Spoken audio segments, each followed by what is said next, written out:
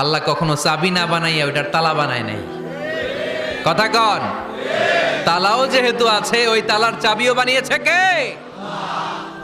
মা আনজালাল্লাহু দাআন ইল্লা আনজালাল্লাহু লাহু শিফা।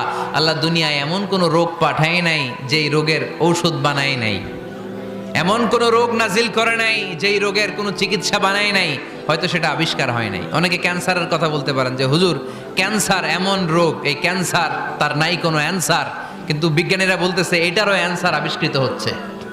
সুবহানাল্লাহ কইবেন না? কিছু কিছু ক্ষেত্রে হয়েও গিয়েছে।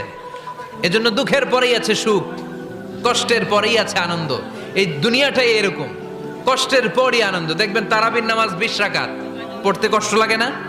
কোমরে ব্যথা, হাঁটুতে ব্যথা, কিন্তু 20টা রাকাত যখন শেষ করে মসজিদ থেকে বের হই একটা আনন্দ আছে না নাই? কষ্ট করে পরীক্ষার জন্য প্রিপারেশন নিলেন আপনি কয়েক মাস, কিন্তু ফলাফল যখন ভালো হয় তখন